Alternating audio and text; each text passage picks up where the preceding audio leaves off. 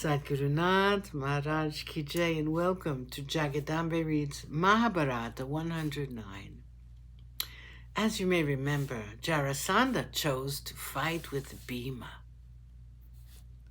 Jarasandha was sure of his victory, but because the ill omen spelt misfortune, he performed the coronation of his son Sahadeva and then began to fight with Bhima. The fight was on. The two were equally matched. No one could say who was the better fighter. The fight went on for 14 days and 14 nights continuously. Krishna and Arjuna stood by and watched along with many others. Neither of the two would give in. It looked as though neither could be vanquished. But slowly Bhima had begun to gain the upper hand. Krishna encouraged him, saying, "Bhima, remember who you are. Remember your father. You are the son of Vayu. Think of him and you will get the strength which can move mountains. You are the strongest and most powerful of the Kshatriyas. You can tear him up if you want to." Hearing this, Bhima prayed to his father for strength. He fought with new vigor. Now he lifted up the form of Jarasandha, and grasping the descending man, he took hold of his legs, one in each hand, and tore him up in two. He felt that at last he had achieved it. He looked at Krishna and Arjuna, looking at their amazed faces. He turned around and saw what they saw. The two halves of the body of the king were now approaching each other. A moment more, and the king was rising up from the ground as if nothing had happened. The sight struck terror into the hearts of Bhima and Arjuna.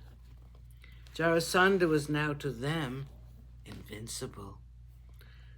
The fight resumed. Krishna looked at Bhima and smiled at him. When he was able to manage it, Krishna caught the eye of Bhima. Krishna had a small leaf of a plantain in his hand. He split the leaf into two. He then turned one piece around and threw the two pieces at two corners of the floor. Bhima understood what he was trying to say. Again, Bhima threw Jarasandha up into the air. He caught the descending form of the king by the legs. He tore him in two. Bhima now threw the two pieces at two corners of the hall, such that one leg and one half of the head were corresponding. The halves did not join up anymore. Jarasandha, the favorite of Shankara, was now dead. There was panic in the palace. No one knew what to do. The three heroes pacified everyone, saying that nothing would hurt them. They ascended the chariot of Jarasandha and went up to the top of the hill Girivraja. There, in so many cells, were found the imprisoned kings. They were all released. The kings were speechless with joy. Krishna said, "We do not want anything in return for this. The great Yudhishthira, the king of Indraprastha, is going to perform a Rajasuya. I want you all to attend it as the friends and allies of the king. That is all we want from you." They were only too happy to agree to this. Krishna, Arjuna, and Bhima returned to the palace of Jarasandha. Sahadeva, the son of Jarasandha, was there. Krishna went to him, took his right hand in his, and said, "Be not afraid.